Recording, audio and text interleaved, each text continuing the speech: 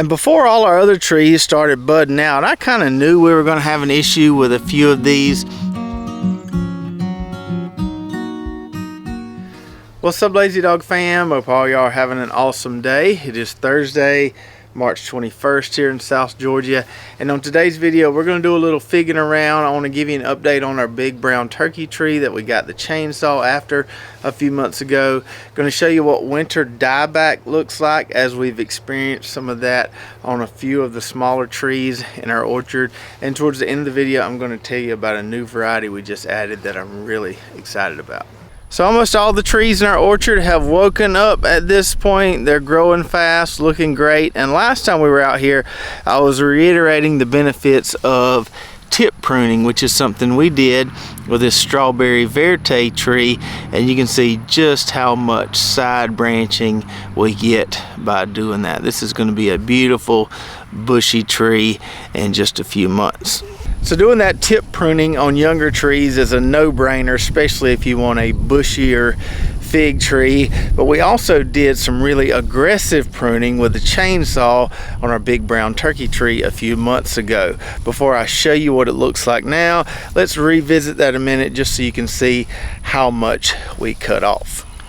But over the last couple of years, the production on this tree has declined significantly. And if we look up here towards the top, it's pretty easy to tell why. So you see all these limbs right here that have lichen all over them. This is all old growth, and we're not getting any new growth coming out of the top of the tree. So the goal today is to remove all these big limbs that are just full of old growth, not doing anything anymore. And here's the finished product. So we went from that big old sprawling fig tree to just this right here.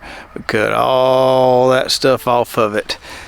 And here's what it looks like now. Look at all that beautiful new growth this tree is putting on. Significantly more new growth than it was putting on this time last year. So let's take a closer look at one of these big logs that we cut with a chainsaw. Just a ton of new growth coming out of this limb here. Got some new buds forming, one right there, another one down there, and that's what we want to see.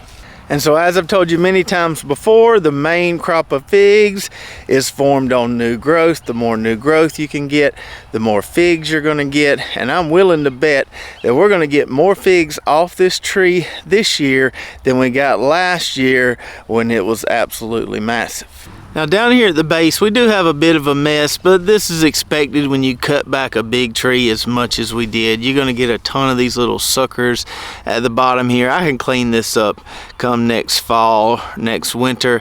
Just happy to see all those beautiful green leaves forming. And I could have and probably should have cut back some of these taller limbs. I can't get up there and harvest those figs anyways. The birds would get those. So I probably should have cut those back closer to head level, made it even more bushier, but we can do that this following year. So hopefully that shows you just how beneficial aggressive pruning can be on a larger, older fig tree, especially one that's starting to decline in production.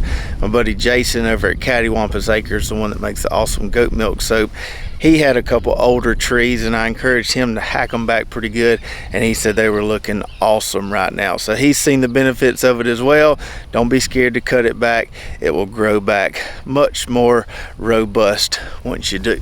Now back over here in the main orchard, I told you most of our trees have woken up, but we got a couple here that are struggling and aren't looking very good, particularly these two right here. Now, generally speaking, we did have a cooler than normal winter, but there wasn't a lot of extreme cold. I think one time we did get in the teens, but we didn't have a bunch of nights in the teens. However, sometimes we do see some damage on these younger fig trees when it gets into the teens. Doesn't bother these older trees at all, but it can bother some of these younger trees.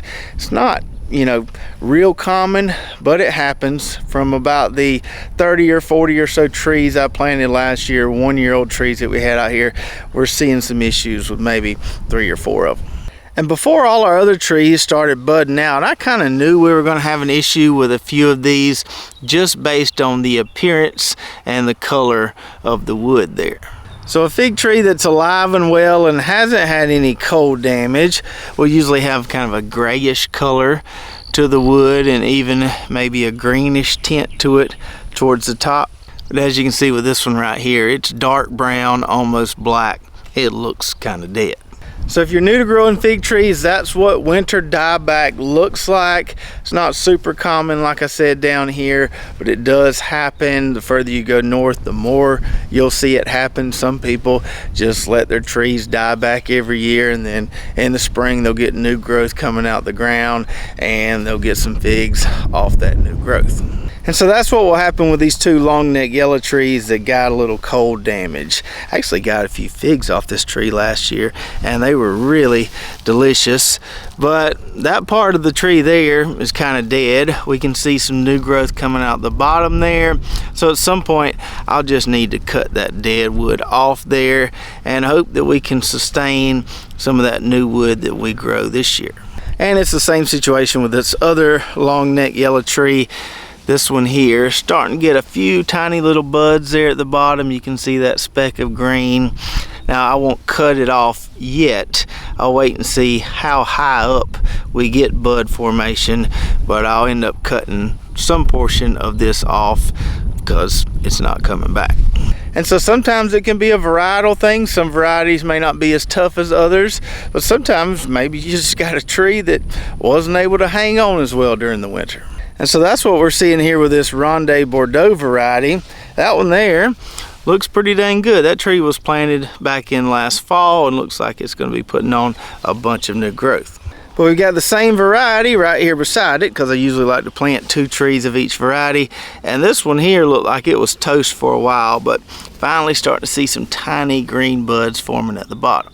And in showing you all that, that's why I frequently tell people, if you order a fig tree from us, it's not a terrible idea to step it up into a larger pot, let it get a little bit bigger before you put it in the ground. Of course, you could leave it in the pot permanently as well. Now around here I always plant multiples of each variety, and I have backups in the greenhouse if we do lose a tree, but not everybody has backups. So just be careful. It won't hurt the tree at all to just leave it in a pot, let it grow more before putting it in the ground. And speaking of greenhouse, later today I'm about to move a majority of these trees outside and make some room in here. We've got a jungle of beautiful looking fig trees here, but we need to be able to walk around in here again. So that there in the bucket may look pretty gross to you, but believe it or not, these fig trees absolutely love it. So all of our stepped up trees get a little bit of this every single day injected through our watering wand. Now, I'll be honest, it has taken me a good bit of time, a good bit of experimentation to perfect the right amount. Believe it or not, these young fig trees are really susceptible to being burnt from over fertilization. They're a lot more sensitive than even my tomato and pepper plants in there. So it's taking a little finesse to figure out the right amount of this stuff to not burn and kill my fig trees. So for that 1 gallon bucket that we have in there, where we mix our fertilizer with tomato, peppers, other types of seedlings, I can usually put 2 or 3 glugs of this stuff in that 1 gallon bucket and really hit them hard. But with the fig trees, I can't really do that, especially when they're young. Just 1 little glug of this stuff is enough, and they get it every single day and they respond well to it. And to give you an idea of what I mean, let's compare these two trees right here. This one obviously looks a lot better than this one here. So for some reason, this Violet de Bordeaux variety is really sensitive when it's small. I always lose a couple of these from over fertilization just because they're more sensitive to other varieties, and the way I have things set up in there, I really can't exclude these that well. They all get the same stuff. This Italian everbearing variety here responded super well to it, but I do lose a few of these VDB trees from time to time. This one may come back, or it may be toast. So even though this stuff is organic and you generally don't think about this burning plants, you think about like the blue stuff burning plants, it can burn these baby fig trees. So if you've got young fig trees, if you order one from us, just be careful. Start with a really low dosage and kind of work your way up. And before we go, I told you I had a new variety I wanted to tell you about. This one right here, which doesn't have a label on it at the moment, but let's walk back out to the orchard. I'll tell you more about it. So this is LSU Oleae. The H is silent there, and much like many of the other LSU varieties, this is a very fast growing variety. I've got 2 trees, this one here and that one right there. Both of these trees are only about 1.5 years old, just grow really, really fast. And so this is one that I tried for the first time several years ago over at Cajun Bee's place, and after I tried it, I knew I had to grow it. I'll throw a picture of it up on the screen here. I did get a few off those trees in my orchard last year. Just a really unique tasting fig. It's technically considered a honey fig, but it's got all these complex fruity flavors in there as well. It's one of those figs where you take a bite out of it and you get honey flavors in the beginning, then you get all these different flavors towards the end. One of the best tasting LSU figs in my opinion. But anyways, we do have some of those on the website. We don't have a lot of them, so if you want to try a new LSU variety or one that you haven't tried before, highly recommend LSU Oleae. And as far as when we're going to start shipping these things, we've been getting a lot of emails lately, people asking when their fig trees are going to ship. So I'm hoping to start shipping some trees to Florida early next week, or by the time this video airs, we should be shipping to Florida, and then we'll start with Georgia, Alabama, Louisiana, Texas, some of those states, and kind of work our way northward. So by the end of April, we should have a majority of the states covered. We appreciate your patience.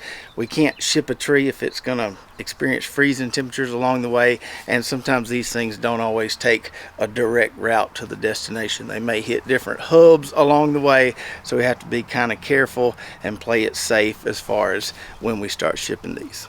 So I hope you enjoyed the video today, and if you've ever experienced any winter dieback on your fig trees or done any aggressive pruning like we did, please do share your experiences in the comments below. That way other viewers can read them and learn from them. As always, you can find all our varieties online at lazydogfarm.com, and if you want to watch more of that video when we prune back that huge brown turkey tree, you can do that right here. So check that out, and we'll see you next time right here at Lazy Dog Farm.